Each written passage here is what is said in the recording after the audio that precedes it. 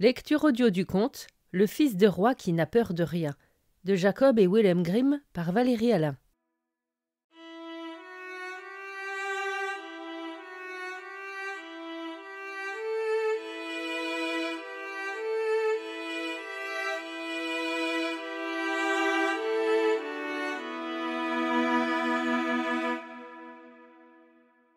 Il était une fois un fils de roi qui ne se plaisait plus dans la maison de son père, et comme il n'avait peur de rien, il se dit « Je vais aller de par le vaste monde, je n'y connaîtrai pas l'ennui, et je verrai des quantités de choses étonnantes. » Il dit donc adieu à ses parents et partit, marchant sans relâche du matin au soir, et peu lui importait de savoir où son chemin le menait.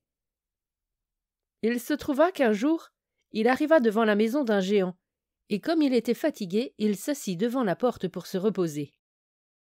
Et tandis qu'il laissait son regard errer de ci de là, il vit dans la cour les jouets du géant.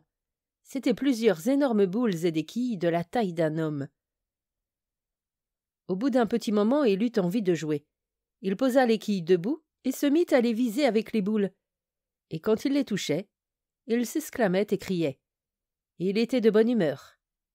Le géant entendit ce bruit, passa la tête par la fenêtre et vit un homme qui n'était pas plus grand que les autres, mais qui jouait avec ses quilles.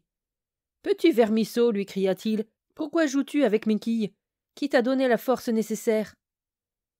Le fils de roi leva les yeux, vit le géant et lui dit « Lourdeau que tu es, tu crois sans doute être le seul à avoir la force avec les bras?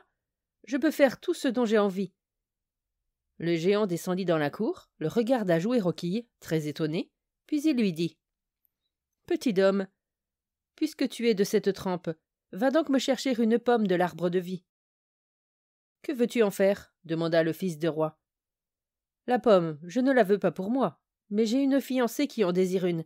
Je suis allé très loin dans le monde, mais je ne parviens pas à trouver cet arbre. »« Je le trouverai, moi, dit le fils de roi, et je ne sais pas ce qui pourrait me retenir d'aller cueillir la pomme. »« Crois-tu que cela soit si facile ?» dit le géant. « Le jardin dans lequel pousse cet arbre est entouré d'une grille de fer, et devant la grille, des bêtes sauvages sont couchées l'une près de l'autre, qui montent la garde et qui ne laissent entrer personne. »« Elles me laisseront entrer, moi, répondit le fils de roi. »« Oui, mais même si tu parviens à pénétrer dans le jardin et que tu vois la pomme dans l'arbre, elle ne sera pas encore à toi. Un anneau est suspendu devant cette pomme, et celui qui veut atteindre la pomme et la cueillir doit passer sa main à travers cet anneau, et personne n'y est encore parvenu. »« J'y parviendrai, moi, dit le fils de roi. Il prit ensuite congé du géant et poursuivit son chemin, par monts et par vaux, à travers champs et forêts, jusqu'à ce qu'il finisse par trouver le jardin merveilleux. Les animaux étaient couchés tout autour, mais ils avaient baissé leur tête et ils étaient en train de dormir. Ils ne se réveillèrent pas non plus lorsqu'il s'approcha, et il les enjamba, puis il escalada la grille et arriva sans encombre dans le jardin. L'arbre de vie se trouvait au beau milieu de celui-ci, et les pommes rouges brillaient dans ses branches. Le fils de roi grimpa le long du tronc, et quand il voulut tendre la main pour saisir une pomme, il vit qu'un anneau était suspendu devant celle-ci. Il passa son bras à travers l'anneau sans difficulté et cueillit la pomme. L'anneau se resserra fermement autour de son bras, et il sentit qu'une force inouïe se mettait soudain à couler dans ses veines. Quand il fut redescendu de l'arbre avec la pomme, il ne voulut pas escalader la grille. Il empoigna le grand portail, et il n'eut besoin de le secouer qu'une fois pour que celui-ci s'ouvre tout grand avec fracas. Il sortit donc par là, et le lion qui était allongé devant le portail et qui s'était réveillé le suivit, non pas en colère et furieux, mais il le suivit comme son maître, d'un air soumis. Le fils de roi apporta au géant la pomme promise et lui dit « Tu vois, je suis allé la chercher sans peine. » Le géant était content que son souhait se fût réalisé aussi rapidement, et il s'empressa de se rendre chez sa fiancée et de lui donner la pomme qu'elle désirait. Sa fiancée était une jeune fille belle et intelligente, et ne voyant pas l'anneau autour du bras du géant, elle dit « Je ne croirai pas que tu es allé chercher cette pomme tant que je ne verrai pas l'anneau autour de ton bras. »« Je n'ai qu'à rentrer chez moi pour aller le chercher, » répondit le géant, croyant que ce serait une chose facile que de prendre par la force à cet homme si faible ce qu'il ne voulait pas lui donner de son plein gré. Il exigea donc que le fils de roi lui donne l'anneau, mais celui-ci refusa. « L'anneau doit se trouver là où est la pomme, et si tu ne veux pas me le donner de ton plein gré, tu devras te battre avec moi. » dit le géant. Ils luttèrent longtemps ensemble, mais le géant ne pouvait faire aucun mal au fils de roi, à qui le pouvoir magique de l'anneau donnait de la force. Le géant eut alors l'idée d'une ruse et dit « Le combat m'a donné chaud, et à toi aussi. Allons nous baigner dans la rivière pour nous rafraîchir avant de continuer. » Le fils de roi, qui ignorait ce qu'était la fausseté, le suivit jusqu'au fleuve, ôta l'anneau de son bras en même temps que ses vêtements et plongea dans l'eau.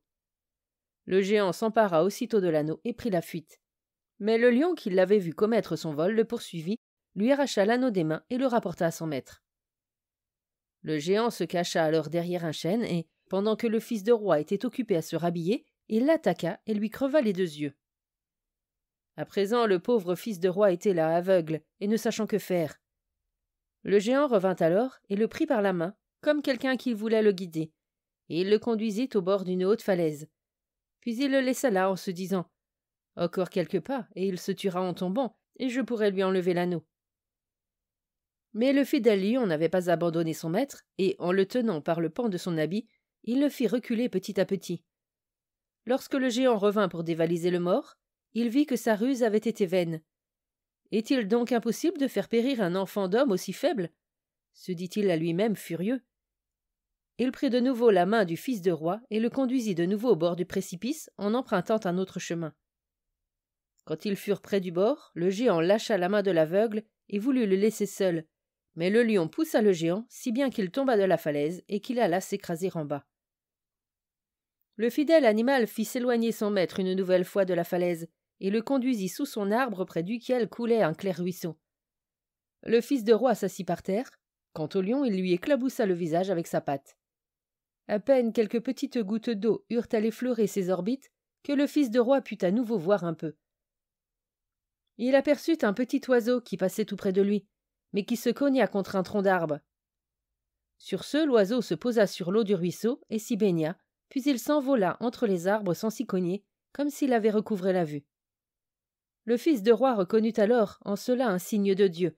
Il se pencha au-dessus de l'eau et s'y baigna le visage. Et quand il se releva, ses yeux voyaient plus clair que jamais. Le fils de roi remercia Dieu pour l'immense grâce qu'il lui avait accordée et poursuivit son voyage à travers le vaste monde avec son lion. Un jour, le hasard fit qu'il arriva devant un château qui était ensorcelé. Sous le portail se tenait une jeune femme à la silhouette gracieuse et au visage délicat, mais qui était toute noire. Elle s'adressa à lui ainsi. « Ah, si tu pouvais me délivrer du cruel sortilège qui pèse sur moi !»« Que dois-je faire ?» demanda le fils de roi. « Tu devras passer 3 nuits dans la grande salle du château ensorcelé. Mais il ne faut pas que la peur pénètre ton cœur. Si tu supportes sans émettre le moindre son les pires tourments qui t'affligeront, alors je serai délivré. Ils n'ont pas le droit de t'ôter la vie. »« Je n'ai pas peur, je vais tenter ma chance, avec l'aide de Dieu, » dit le fils de roi. Il entra donc gaiement dans le château, s'installa dans la grande salle et attendit. Mais tout resta silencieux jusqu'à minuit. À ce moment-là, un grand bruit se fit soudain entendre, et 2 petits diables sortirent de tous les coins de la pièce. Ils firent comme s'ils ne le voyaient pas, s'installèrent au milieu de la pièce, allumèrent un feu et se mirent à jouer. Lorsque l'un d'eux perdut, il dit « Quelque chose ne va pas. Il y a ici quelqu'un qui n'est pas des nôtres, et c'est lui qui me fait perdre. »« Attends un peu, toi, derrière le poêle. J'arrive, » dit un autre. Les cris allaient s'amplifiant, si bien que personne n'eût pu les supporter sans être terrorisé. Le fils du roi resta assis, très calme, et il n'éprouvait aucune crainte. Mais finalement les diables se levèrent et se précipitèrent sur lui, et ils étaient si nombreux qu'ils ne pouvaient se défendre. Ils se mirent à le traîner sur le sol, ils le pincèrent, le piquèrent, le battirent et le tourmentèrent, mais il n'émit pas le moindre son. Au petit matin, ils disparurent, et le fils de roi était si épuisé que c'est à peine s'il pouvait bouger bras et jambes. Et quand le jour se leva, la jeune fille noire entra dans la salle. Elle avait dans sa main un petit flacon contenant de l'eau de la vie. Elle l'en lava, et il sentit aussitôt toutes les douleurs s'évanouir et des forces nouvelles couler dans ses veines. « Tu as réussi à supporter une nuit, mais il t'en reste encore 2 à affronter, » lui dit-elle. Puis elle repartit, et tandis qu'elle s'éloignait, le fils de roi remarqua que les pieds de la jeune fille étaient devenus blancs. La nuit suivante, les diables revinrent et recommencèrent leur manège. Ils se précipitèrent sur le fils de roi et le battirent bien plus durement que la nuit précédente, si bien que tout son corps était couvert de blessures. Mais comme il supporta tout en silence, il dut renoncer à lui, et quand le jour se leva, la jeune fille apparut et le soigna avec l'eau de la vie. Et quand elle repartit, il vit avec joie qu'elle était devenue blanche jusqu'au bout de ses doigts. À présent, il ne lui restait plus qu'une nuit à supporter, mais c'était la pire. Les esprits diaboliques vinrent une nouvelle fois. « Tu es encore là, tu seras torturé jusqu'à ce que tu en aies le souffle coupé !» crièrent-ils. Ils le piquèrent et le battirent, le jetèrent à droite et à gauche, et le tirèrent par les bras et les jambes comme s'ils voulaient l'écarteler. Mais il supporta tout sans faire entendre le moindre son.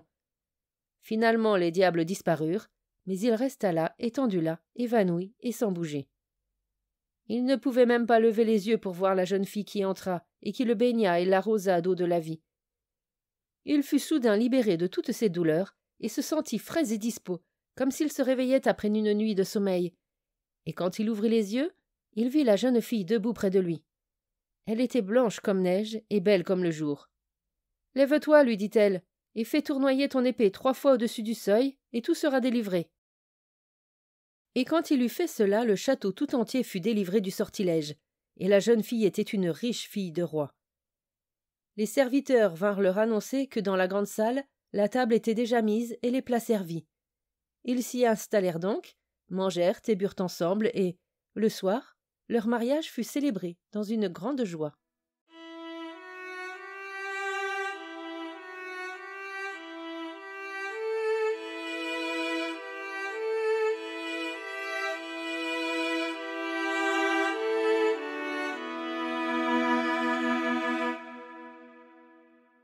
Fin de la lecture du conte « Le fils de roi qui n'a peur de rien ». Merci de votre écoute, je vous rends vos oreilles, cœur avec les doigts.